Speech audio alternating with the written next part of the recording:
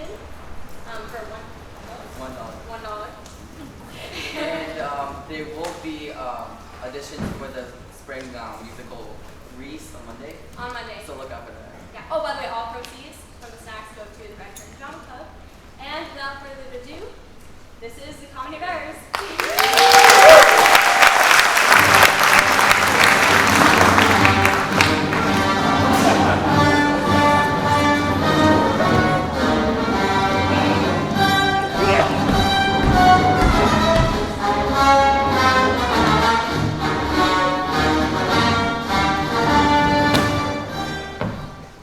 Proceed, Solinus, to procure my fall, and by the doom of death, end woes and all. Merchant of Syracuse, plead no more. I'm not partial to infringe our laws. The enmity and discord which of late sprung from the rancorous outrage of your duke to merchants, our well-dealing countrymen, exclude all pity from our threatening looks. It hath in solemn synods been decreed, both by the Syracusians and ourselves, to make no traffic toward adverse towns. Nay, more, if any come to the Bay of Ephesus be seen, at any Syracusian marts or fairs, again, if any born at the Bay of Ephesus be seen, they die! Their goods confiscate, the Duke's dispose, unless 1,000 marks be levied, to quit the penalty and to ransom him. Thy substance, that of the highest rate, cannot amount up to 100 marks. Therefore, by law, thou art condemned to die.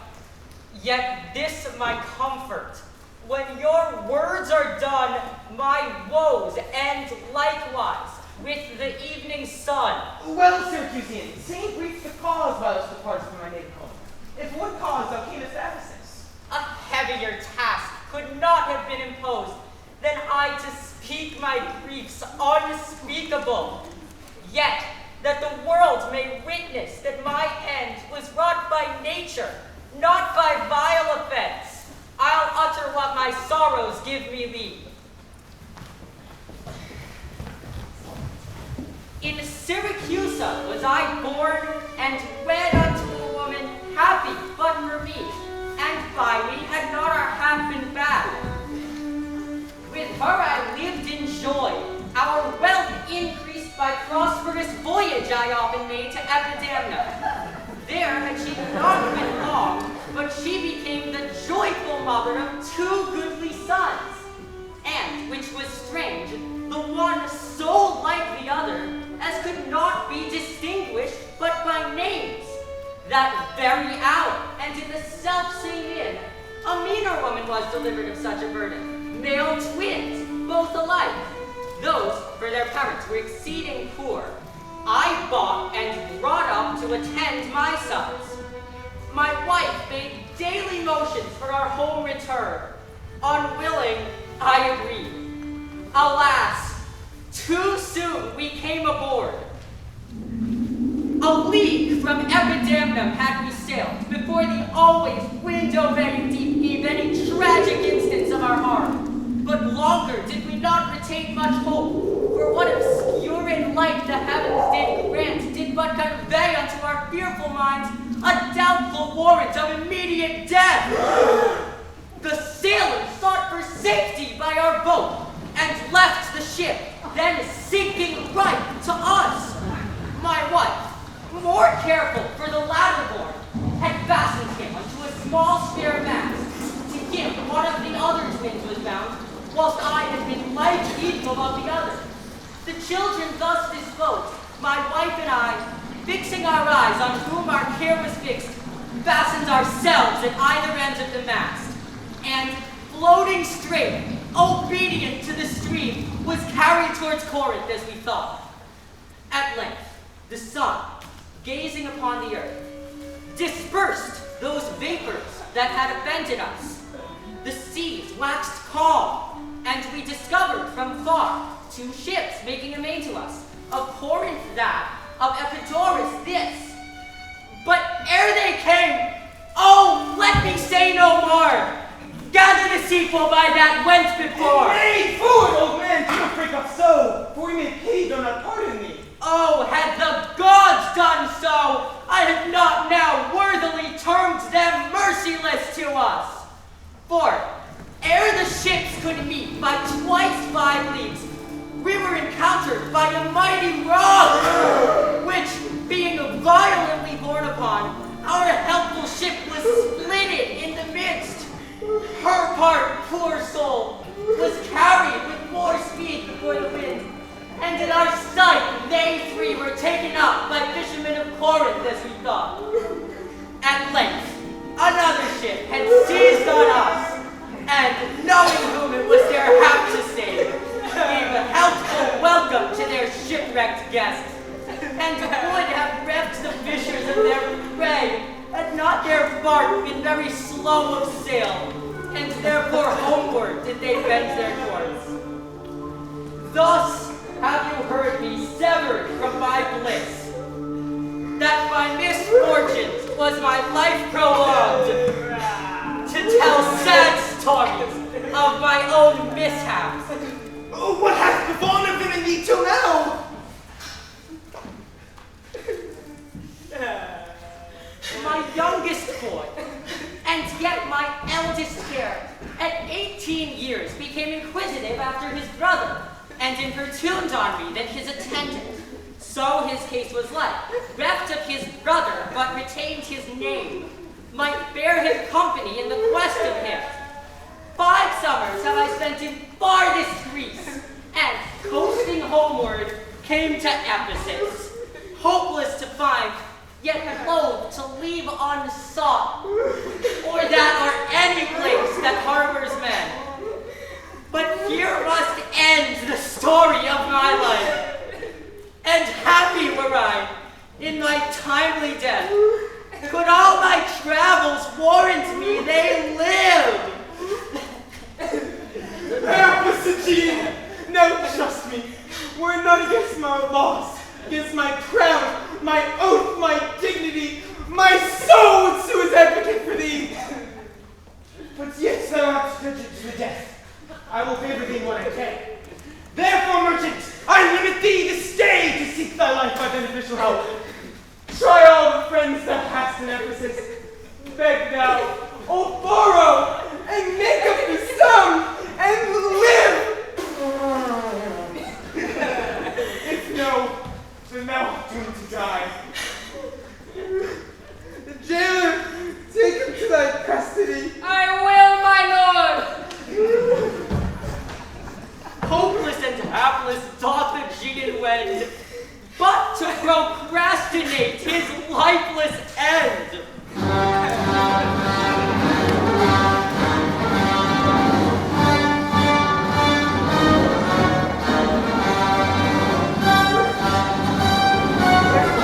Get out of the Damon, lest that your goods too soon be confiscated.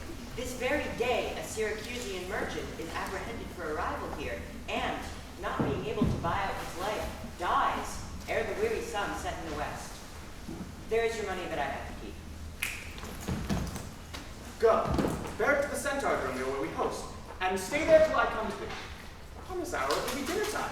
Till then, I'll view the manners of this town, and then return and dine within my name. Get thee away. Many a man would take you at your word and go indeed, having so good a mean.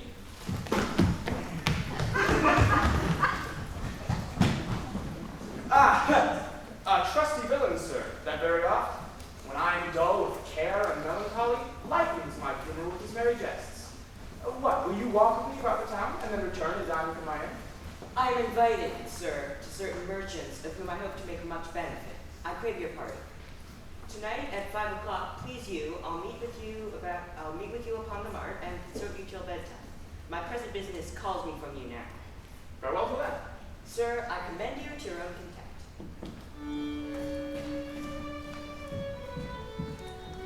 He that commends me to my own contempt commends me to the thing I cannot get.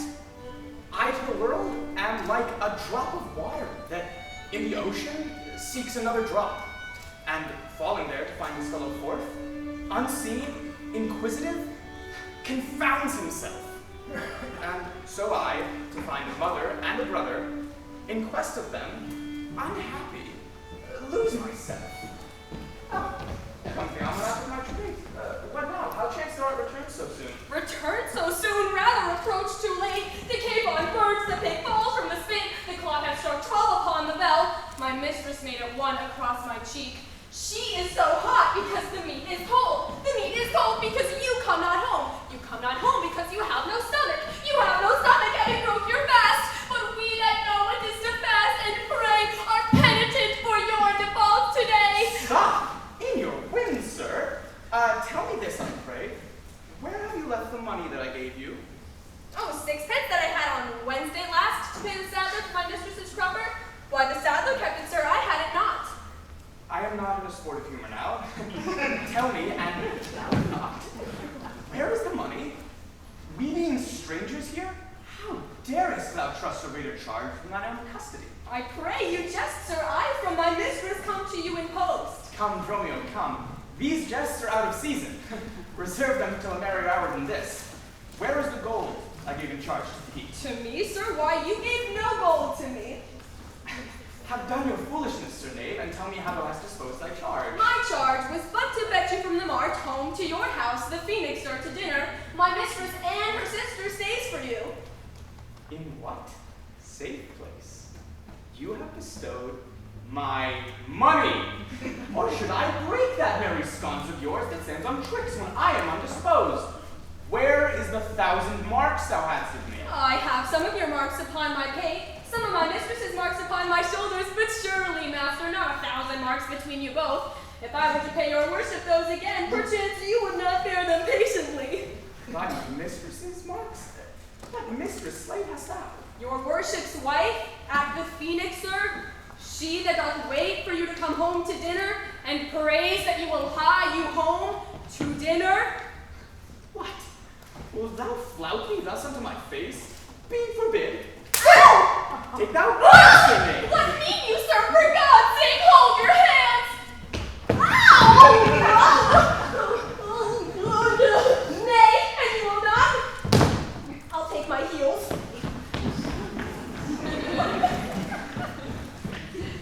Upon my life! By some device or other, the villain is overwrought of all my money. They say this town is full of cousinage, dark working sorcerers that change the mind, disguised cheaters, prating mountebanks, and other such like liberties of sin. If it be so, I will be gone the sooner. I'll to the centaur to seek this slave. I greatly fear my money's not safe. Even my husband, nor the slave returned. Sure, Luciana, it is 2 o'clock. Perhaps the merchant hath invited him, and from the mart he somewhere gone to dinner. Good sister, let us dine, and never fret. A man is master of his liberty. Why should their liberty then ours be more? Because their business still lies out of door. Look, when I serve him, so he takes it in. Oh no, he is the bridle of your will. This servitude makes you to keep unwed. Not this, but troubles of the marriage bed. How? If your husband starts some other way? Till he come home again, I would forbear. Oh, patience unmoved. No marvel though she pause. They can be meek that have no other cause. A wretched soul, bruised with adversity, we bid be quiet when we hear it cry. But were we burdened with like weight of pain, as much or more would we ourselves complain. So thou, that hast no unkind mate to grieve thee, with urging helpless patience wouldst relieve me. But if thou live to see like right bereft, this fool-begged patience in thee will be left. Well, I will marry one day, but to try. Here comes your man now with your husband now. Say, is your tardy master now at hand? Nay, he's at 2 hand with me, and that my 2 ears can witness. But say, didst thou speak with him? Knowst thou his mind? Aye, he told me his mind upon mine ear, but through his hand I could scarce understand it. Spake he so doubtfully thou couldst not feel his meaning? Nay, he struck so plainly I could all too well feel his blows, and withal so doubtfully that I could scarce understand it. But say, I prithee, is he coming home? It seems he hath great care to please his wife. Why, mistress, sure my master is horn mad. Horn mad, the villain! Oh, no, not horn mad, but sure he is stark mad. When I asked him to come home to dinner, he asked me for 1,000 marks in gold. 'Tis dinner time, quoth I. My gold, quoth he. Your meat doth burn, quoth I. My gold, quoth he. Will you come home, quoth I. My gold, quoth he. Where is the 1,000 marks I gave thee?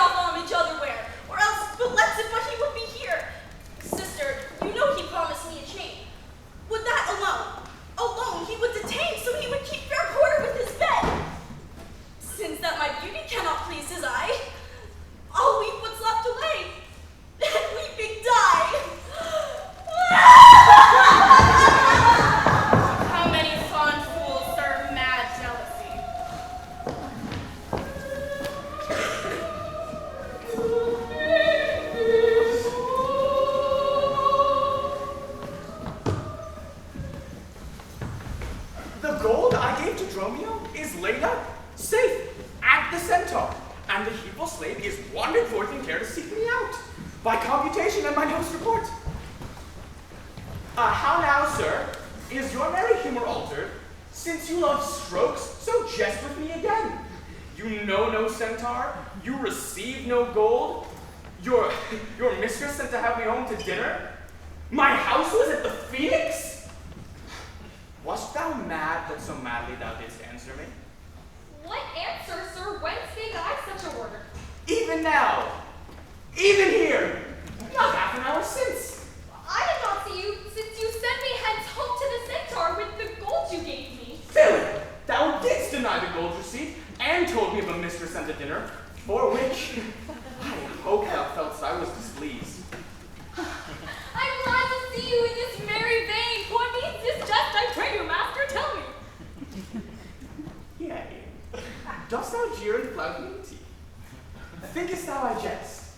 Hold, take thou. Ow! Ow, ow, ow, ow, ow, ow, ow, And that! Hold, sir, for God's sake! Now you're just in earnest upon what bargains you've given me. That I may familiarly sometimes do use you for my fool and chat with you, your sauciness would jest upon my love, and make a comment of my serious hours. But I pray, sir, why am I beaten? Dost thou not know? Nothing, sir, but that I am beaten. Shall I tell you why? I, sir, and wherefore? They say every why hath a wherefore. Why, first, for flouting me, and then, wherefore, for urging it a second time to me. Was there ever any man thus beaten out of season, when in the why and the wherefore was neither rhyme nor reason? Well, sir, I thank you. Thank me, sir. For what? Marry, sir, for this is something that you gave me for nothing. I'll make you amends next to give you nothing for something. But, say, sir, is it dinner time? No, sir. I think the meat wants that I have. In good time, sir. What's that? Basting. But soft. Who was this yonder? Aye, Antipolis! Look strange and frown. Some other mistress hath thy sweet aspects. I am not Adriana, nor thy wife.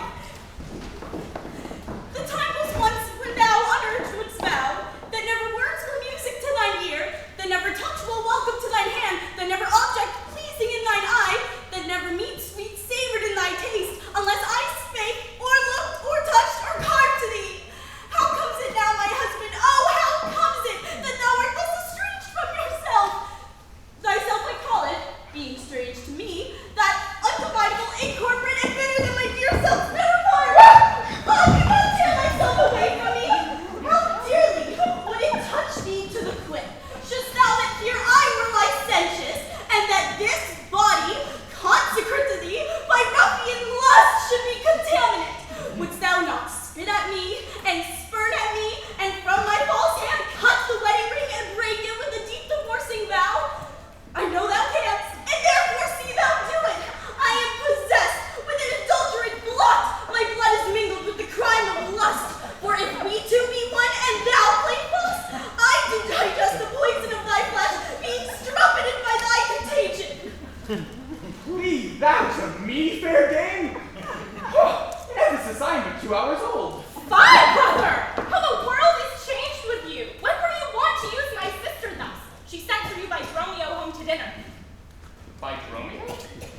By me? By thee, and this thou didst return from him, that he did buffet thee, and in his blows denied my house for his, me for his life.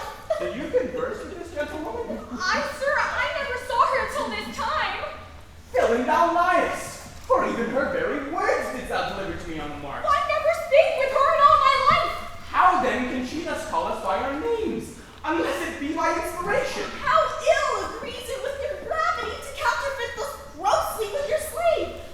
Come, I will fasten on this sleeve of thine. Thou art an elm, my husband, I a vine, whose weakness, married to thy stronger state, makes me with thy strength to communicate. To me she speaks? She moves before her theme. What, was I married to her in my dream? Open the servants' bread for dinner. Oh, for my beads, I cross me for a sinner. This is the fairyland. Oh,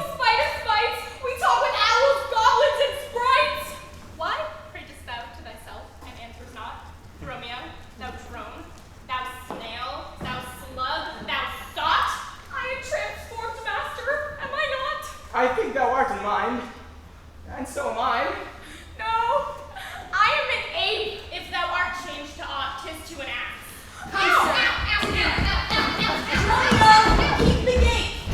Husband, I'll dine above with you today. Sir, if any ask for your master, say who dines forth and let no creature enter. Come, sister, Romeo, play the porter well.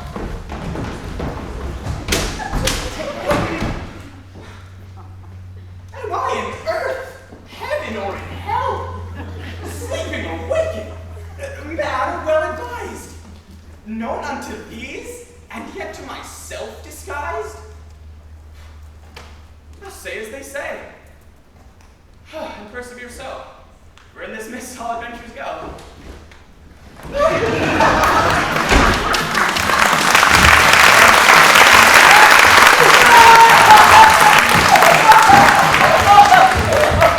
Oh, good Signor Angelo, you must excuse us all. My wife is shrewish when I keep not ours. Say that I lingered with you at your shop to see the making of her carcanet, and that tomorrow I will bring it home. Oh, but here's the villain that would face me down. That I met him at the mart, that I did beat him, that I charged him with 1,000 marks in gold, and that I did deny my wife and house. Thou Krometis, what didst thou mean by this? Say what you will, sir, but I know what I know, that you beat me at the mart, and I have your hand to show. If the skin were parchment and the blows you gave were ink, your own handwriting would tell you what I think. I think thou art an ass. Oh, Mary, something doth appear. By the wrongs I suffer and the blows I bear, I should kick being kicked, and being at that pass, you would keep from my heels and beware of an ass. You're sad, Signor Balthazar. Pray God our cheer may answer my goodwill and your good welcome here. I hold your dainties cheap, sir, and your welcome dear. Signor Balthazar, whether at flesh or fish, a table full of welcome makes scarce one dainty dish. Good meat, sir, is common that every churl affords. And good welcome more common, for that's nothing but words. Small cheer and great welcome makes a merry feast. Aye, to a niggardly host and a more sparing guest. But though my kings be mean, take them in their part. Better cheer you may have, but not with better heart. But soft, my door is locked. Don't bid them let us in. Maud, Bridget, Marion, Sissel, Gillian, Jane. Mole, Maltor, Caping, Coxcomb, Idiot, Patch. What patch has made our porter? My master stays in the street. Let him walk from whence he came, lest he catch cold on feet. Who talks in there? Oh, open the door. Right, sir. I'll tell you when, and you tell me wherefore. Wherefore? For my dinner I have not dined today. Nor today, here you must not. Come again when you may. Who art thou that keepest me out of the house when I owe? The porter for this time, sir, and my name is Dromio. Oh, villain, thou hast stolen both mine office and my name. What is there, Dromio? Who are those at the gate? Let my master in, Nell. Faith, no, he comes too late. And so tell your master. Do you hear, you minion? You'll let us in, I hope. I thought to ask you. Lock the door. The baggage, let me in. Can you tell for whose sake? Master, knock the door home. Not till an age. You'll cry for this minion if I break down the door. Who's that at the gate that keeps all this noise? By my troth, your town is troubled with unruly boys. Are you there, wife? You might have come before. Your wife, sir, nay. Don't get you from the door. Here is neither cheer nor welcome, we would fain have either. In debating which was best, we shall part with neither. Stand by the door, master. Bid them welcome hither. Don't fetch me something, I'll break open the gate. Break any breaking here, and I'll break your name's pink. A man may break a word with you, sir, and words are but wind. Aye, and break it in your face, so he break it not behind. I see thou wants breaking. Out upon me high. Here's too much out upon thee, I pray thee, let us in. I with fowls have no feathers, and fish have no fins. Well, I'll break in. Go fetch me an iron crow. Have patience, sir. Oh, let it not be so. Herein you war against your reputation, and draw within the compass of suspect the unviolated honor of your wife. Be ruled by me, depart in patience, and let us the tiger all to dinner. And about evening, come yourself alone to know the reason of this strange restraint. If by strong hand you offer to break in, now in the stirring passage of the day, a vulgar commonly made of it, against your yet ungalled estimation. Thou hast prevailed, and will depart in quiet. despite of mirth, mean to be merry. I know a wench of excellent discourse, pretty and witty, wild yet too gentle. To her we will to dinner. Get you home, and fetch the chain by this I note is made. Bring it, I pray you, to the Porpentine. For there's the house, the chain will I bestow, be it for nothing but to spite my wife upon mine hostess there. Good sir, make haste, since mine own doors refuse to entertain me, I'll knock elsewhere and see if they'll disdain me. I'll be you at that place in our head. Do so. This jest shall cost me some expense. And maybe that you have quite forgotten a husband's office. Shall even in the spring of love, thy love springs rot, does love in building grow so ruinous? If you did wed my sister for her wealth, then for her wealth's sake use her with more kindness. Or if you, like elsewhere, do it myself, ruffle your false love with social blindness. Let not my sister read it in your eye. Do not thy tongue thy own shame's order. 'Tis double wrong to truant with your bed and let her read it in thy looks at board. Ill deeds are doubled with the evil word. Alas, poor women, make us but believe, being compact with credit, that you love us. Then, gentle brother, get you in again! Comfort my sister, cheer her, call her wife! Sweet mistress, what your name is, I know not, nor by what wonder you do it of mine. Now teach me, dear creature, how to think and speak. Against my soul's pure truth, why labor you to make it wander in an unknown field? Are you a god? Would you create me new? Transform me then, and to your power I'll yield. But if that I am I, then well I know your weeping sister is no wife of mine. Nor to her bed no homage do I owe. Far more, to you do I decline. What, are you mad that you do reason so? Not mad, but mated. How I do not know. It is a fault that springeth from your eye. For gazing on your beams, fair sun being bright. Yes, sir, you shun, and that will clear your sight. As good to wink, sweet love, as look on night. Why call you me love? Call my sister so. Thy sister's sister. That's my sister. No, it is thyself. My own self's better part. My eyes, clear eye, and my dearer heart. My food, my fortune, and my sweet hope's aim. My soul, earth's heaven, and my heaven's claim. All this my sister is, or else should be. Thee will I love, and with thee lead my life. Thou hast no husband yet, nor I no wife. Give me thy hand.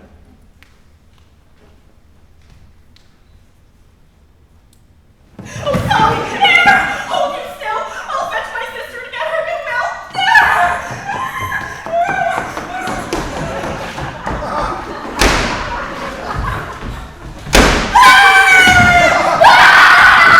Now, Romeo, where runnest thou so fast? Do you know me, sir? Am I Romeo? Am I your man? Am I myself? Thou art Romeo, thou art my man, thou art myself. I am an ass! I am a woman's man, and besides myself! What woman's man? And how besides thyself? Besides thyself? Marry, sir, besides myself, I am due to a woman. One that claims me, one that haunts me, one that will have me. What claim lays she to thee? Marry, sir, such claim as you would lay to your horse, that she would have me as a beast. Not that I, being a beast, she would have me, but that she, being a very beastly creature, lays claim to me. What is she? A very reverent body. I have a lean luck in the match, and yet she is a wondrous fat marriage. How meanest thou a fat marriage? Marry, sir, she's the kitchen wench and all grease. And I don't know what use to put her to, but to make a lamp of her and run from her by her own light. If she lives till doomsday, she'll burn a week longer than the whole world. What complexion is she of? Swart, like my shoe, but her face nothing half so clean kept. That is a fault that water will mend. No, sir, 'tisn't grain. Noah's flood could not do it. Then she bears some breadth. No longer from head to foot than from hip to hip.